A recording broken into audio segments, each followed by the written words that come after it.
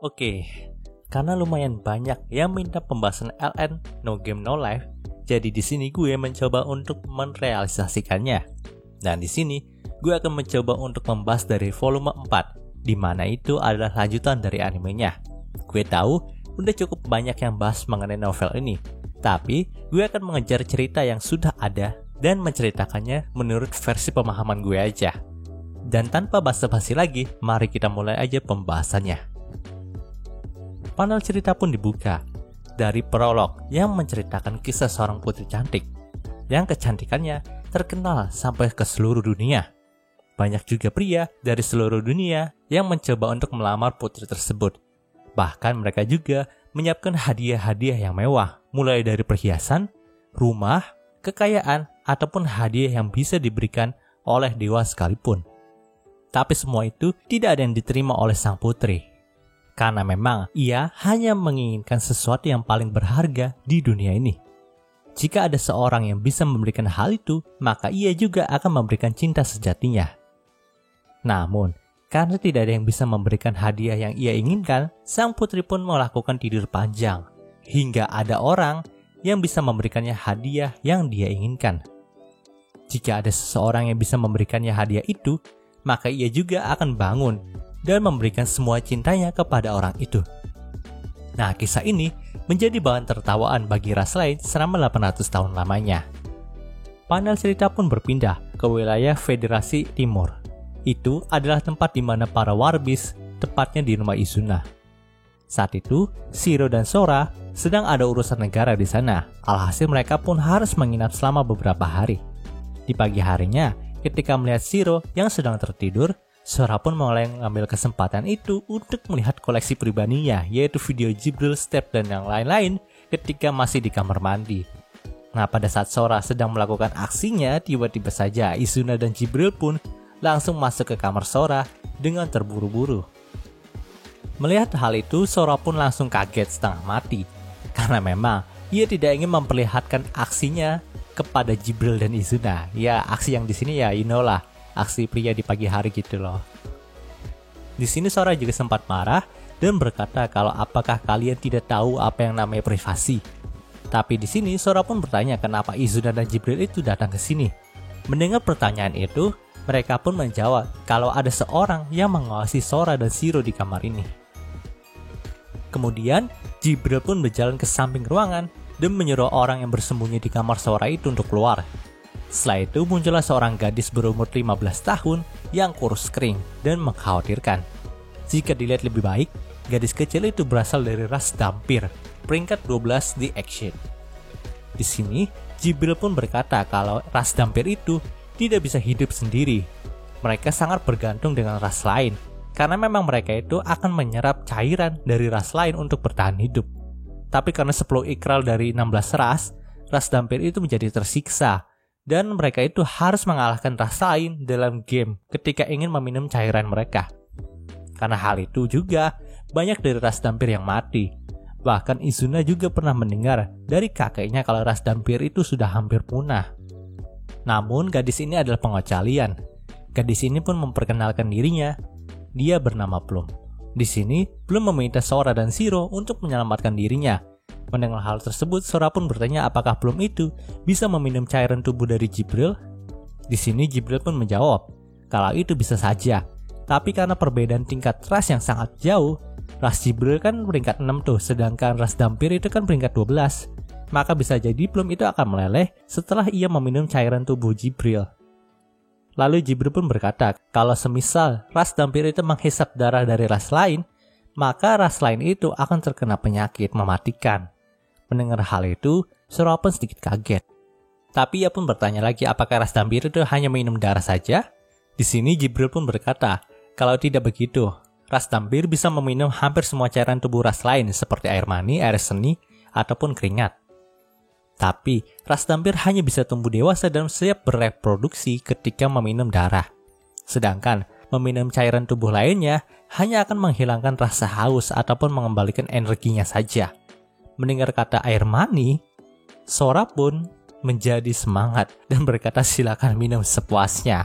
Tapi di sini Shiro pun gak tinggal diam gitu aja teman-teman. Ia pun langsung menarik baju kakaknya dan tidak akan membiarkan kakaknya melakukan adegan 18+ itu. Jadi di sini Shiro lah yang akan menyelamatkan gadis dampir itu dengan menggunakan keringatnya. Mendengar hal itu, semua yang ada di sana pun setuju karena memang hal itu lebih baik dibandingkan ide dari Sora. Lalu Shiro pun langsung membuka kaos kakinya dan membiarkan Plum menjilati keringat di kakinya. Tentu saja Plum dengan senang hati melakukan hal itu, karena memang dia juga udah kelaparan. Di sini Plum pun berkata, kalau ini adalah cairan tubuh terlezat yang pernah ia rasakan. Mendengar hal itu, Jibril pun berkata, wah itu wajar saja, karena memang Sora dan Shiro adalah manusia spesial. Setelah selesai, Plum pun meminta kepada Shiro dan Sora untuk menyelamatkan tasnya, karena memang rasnya itu masih belum punah, dan masih ada beberapa dampir lain yang bersembunyi. Tapi Sora pun dengan tegas menolak permintaan dari Plum, karena itu adalah hal yang mustahil. Mendengar hal itu, Plum pun bertanya, bukankah tujuan dari Sora adalah menaklukkan seluruh ras di exit ini? Jika ras dampir sampai punah, maka tujuan Sora itu tidak akan pernah tercapai. Kan kita tahu sendiri, kalau tujuan Sora dan Shiro adalah menaklukkan seluruh ras di exit dan mematahkan batas-batas antara ras. Lalu mereka akan menantang Ted, sang satu-satunya Tuhan di dunia di-sport ini. Panel cerita pun berpindah ke karakter Miko yang sedang duduk di jembatan dekat halaman rumahnya. Ingat, setiap ras Warbis itu memiliki indera yang sangat tajam. Jadi Miko bisa mengetahui perkataan dari Sora itu. Di sini, ia pun berkata kalau tujuan Sora itu untuk menaklukkan seluruh ras di dunia ini sangatlah mustahil, karena memang masih ada bibit konflik di masa lalu di antara seluruh ras. Miko saja yang sudah hidup selama 50 tahun baru bisa menyatukan seluruh ras Warbis pada masa ini. Tapi di sini Miko pun berkata lagi kalau mungkin saja Sora dan Shiro akan membawa perubahan dan ia pun sangat menantikan hal tersebut. Panel cerita pun berpindah ke ibu kota Elkia. Di sini, Step dan kakeknya Izun yang bernama Ino pun menerima tantangan game poker dari setiap para bangsawan yang menentang rencana Sora dan Shiro untuk membentuk Federasi Elkia. Nah, bagi yang belum tahu ataupun lupa Federasi Elkia itu apa, Federasi Elkia itu adalah negara gabungan antara Elkia dan Federasi Timur, teman-teman. Dalam permainan poker itu, Step terlihat lebih jago daripada dulu, karena memang ia juga sudah banyak belajar mengenai trik poker dari Sora dan Shiro. Tentu saja, Step tidak terkalahkan dalam permainan poker itu. Nah, hal itu membuat semua bangsawan yang ada di sana menjadi takut, karena memang mereka juga bisa melihat aura Sora dan Shiro dalam diri Step.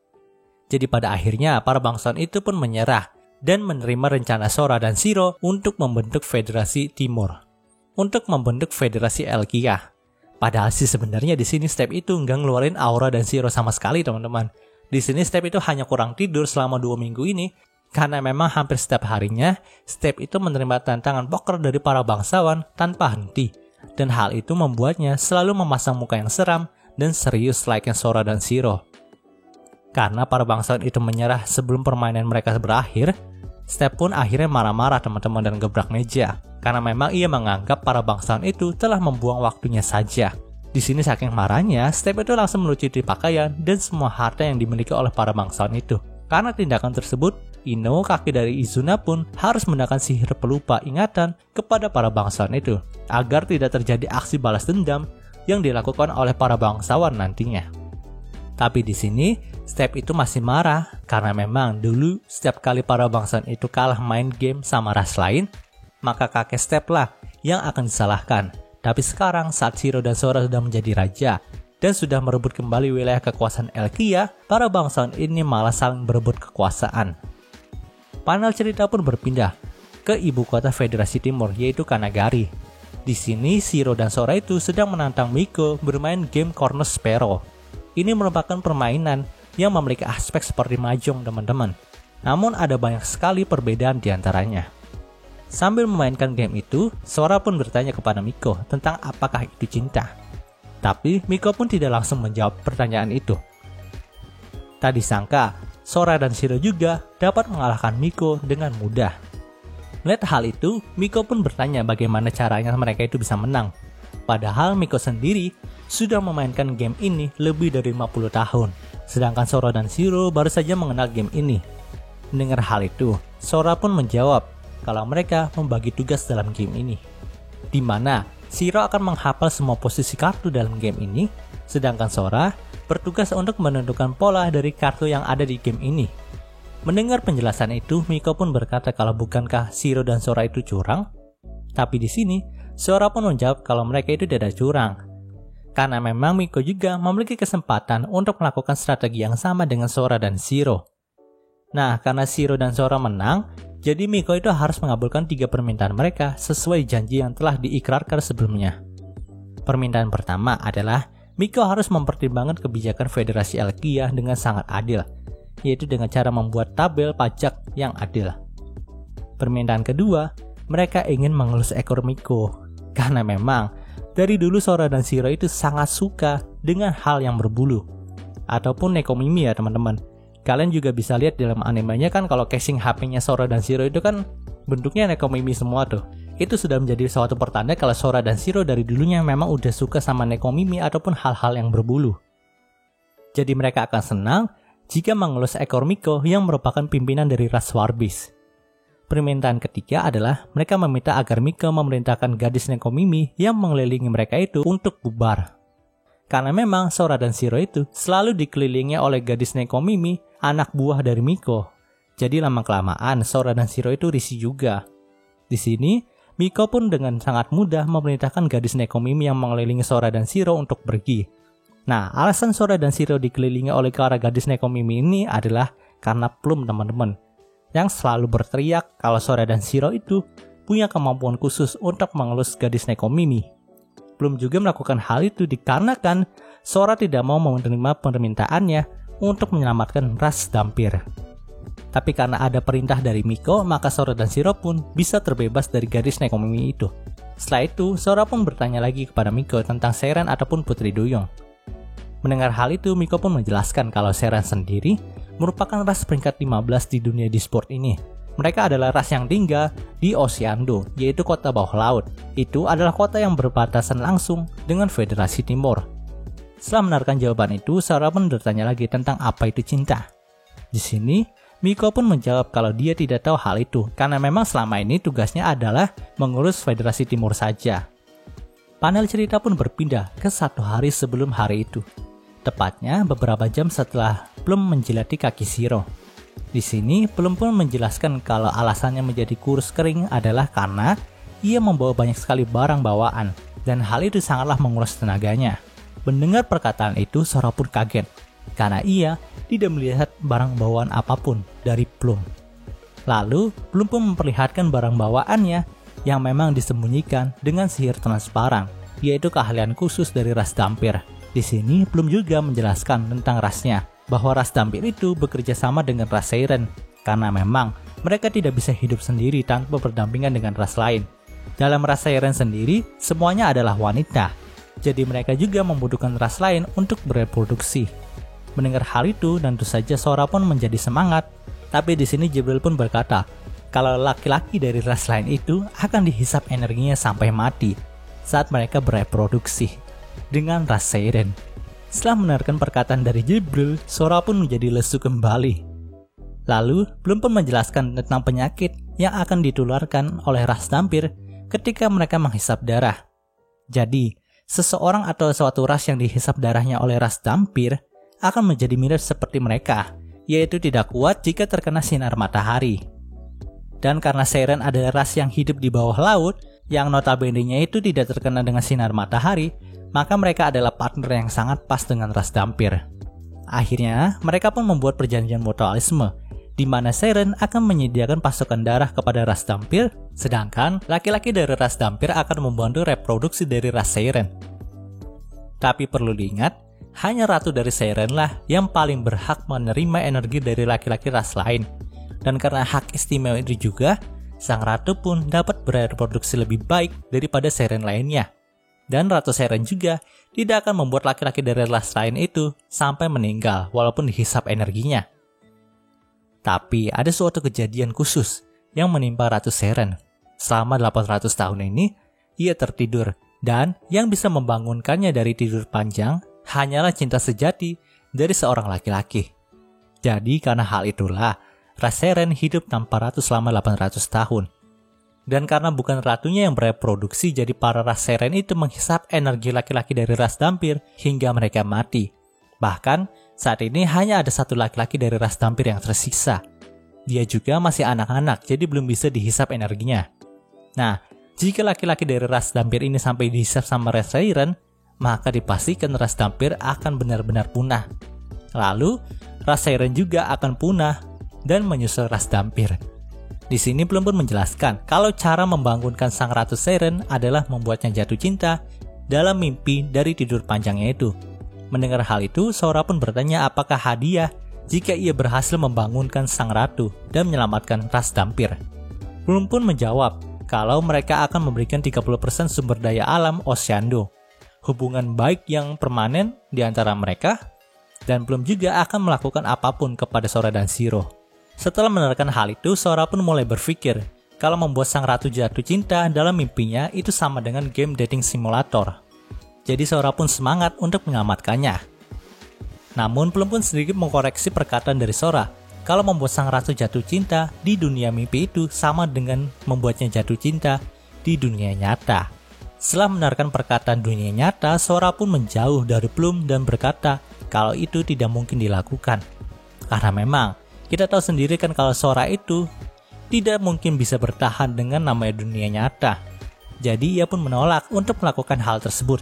Karena memang ia sudah tahu kalau ia tidak akan bisa menang. Perlu diketahui, kalau game cinta berdasarkan dunia nyata itu, kita itu nggak disediain sebuah pilihan dalam percakapan ataupun parameter cinta sama sekali teman-teman. Itu yang membedakannya. Pokoknya itu kayak percintaan di dunia nyata gitulah. Sedangkan kalau dating simulator kan ada pilihan buat percakapannya. Dan ada parameter cintanya juga tuh. Jadi Sora bisa memanfaatkan kedua hal itu untuk menaklukkan gamenya. Tapi kalau game simulator cinta dunia nyata atau Reels itu, Sora nggak bisa menaklukkannya teman-teman. Panel cerita pun berpindah lagi ke percakapan Miko dan Sora. Setelah Sora menceritakan hal tadi, Miko pun bertanya, bukankah Sora dan Zero itu jago dalam bermain game apapun? Mendengar hal itu, Sora pun menjawab, kalau mereka memang ahli dalam semua game, kecuali dua game, yaitu game simulasi cinta real time dan simulasi kehidupan real time. Karena memang mereka berdua nggak bisa apa-apa di kehidupan nyata. Di sini, Plum yang ada di sana pun berkata kalau Sora itu nggak usah khawatir, karena ia bisa membuat Ratu Siren itu jatuh cinta kepada Sora dengan sihirnya. Mendengar hal itu, Sora pun ingin menguji sihir cinta itu terlebih dahulu. Jadi Plum pun menyihir Miko agar jatuh cinta kepada Sora. Setelah sihir itu dirapel, akhirnya Plum pun meminta Sora untuk meremas opai Miko, untuk merangsang cintanya Miko. Nah, karena udah dapat izin dari Miko juga, akhirnya Sora pun melakukan itu. Tak disangka sihir itu bekerja dengan baik teman-teman. Tapi di sini Sora itu kena mental karena memang Miko membuat tatapan yang jijik kepada Sora. Namun bukan karena Miko itu nggak terpengaruh karena sihirnya, tapi memang perasaan jijiklah cinta yang dirasakan oleh Miko ataupun yang Miko ketahui. Setelah menguji sihir itu, Sora pun bertekad untuk menantang Siren dan membangunkan ratu mereka. Lalu mereka juga akan membawa Ino sebagai kartu as, karena memang Ino itu sangat pandai merayu wanita, bahkan istrinya aja sudah 30-an. Kemudian, mereka pun berteleportasi ke kerajaan Elkia untuk memberitahu Step dan Ino tentang rencana mereka. Pas waktu itu, teleport mereka itu sempat membuat kehebohan karena menimbulkan ledakan yang cukup keras. Setelah sampai di sana, Sora pun menjelaskan rencana mereka kepada Step dan Ino.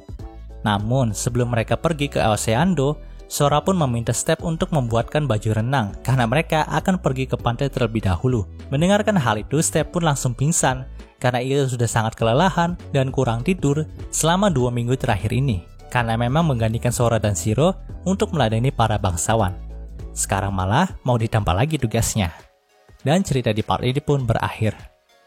Oke, mungkin seluruh pembahasan dari Light Novel No Game No Life volume 4-nya kali ini. Jika kalian suka video ini, jangan lupa untuk like, komen, dan juga subscribe dan juga share agar gue lebih semangat lagi dalam membuat video dalam channel ini. Terima kasih telah mendengarkan sampai titik ini. Gue Gary Christopher, signing off.